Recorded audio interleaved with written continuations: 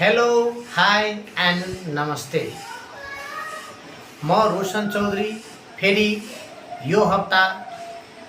अर्को एपिसोड लिएर तपाईको बीच आइसकेछु। आज हामी कुरा गर्नेछौँ जुन बितेको हप्तामा हामीहरू कुरा गरिएको छौँ त्यो हो अर्डिनरी र एक्स्ट्रा अर्डिनरी सम्बन्धी। एक्स्ट्रा अर्डिनरीले गर्ने कार्य के हो भने हामी पहिलो एपिसोडमा कुरा गर्यौं भने दोस्रो एपिसोडमा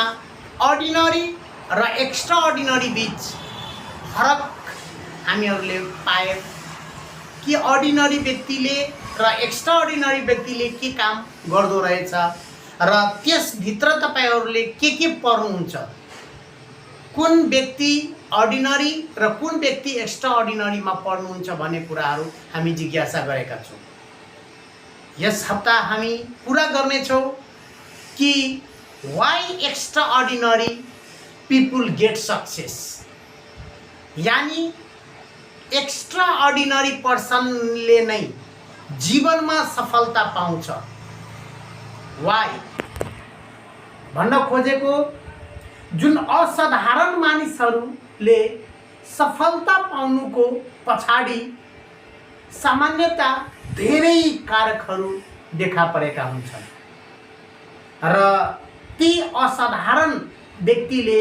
यानी एक्स्ट्रा अर्डिनरी पर्सनले आफ्नो जीवनमा सफलता पाउनको लागि कस्तो कुराबाट कुन प्रेरणा कुराहरू लिएर उहाँले अगाडि बढ्न सुरु गर्नुभएछ र उहाँले आफ्नो सफलता पाउनुभएछ भन्ने कुरा म यहाँहरूलाई जिज्ञासा व्यक्त गर्न चाहन्छु। सबभन्दा पहिलो कि एक्स्ट्रा अर्डिनरी पर्सनले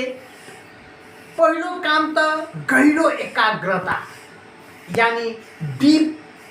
फोकस यानी कुनै काममा पूर्ण रूपमा एकाग्रता राखेका हुन्छन् देखिन्छ। यानी कि तिनीहरूले जुन आफ्नो क्षेत्रमा वर्षौंदेखि गहिरिएको काम गर्छ, यानी कि एउटै कामलाई राम्रो तरिकाबाट पूर्ण फोकस तरिकाबाट काम गर्ने काम गर्छ र अन्य क्षेत्रमा ऊ फराकिलो हुनको लागि उहाँले असफलताको बाटो पनि रोज्न सकिन्छ भनेर उहाँ सफलता हुनको लागि उहाँले पूर्ण गहिराईमा यानी को एकाग्र गहिराईमा उहाँले प्रवेश गरेर आफ्नो जीवन, आफ्नो मूल्य, आफ्नो लक्ष्यलाई लिएर ऊ अगाडि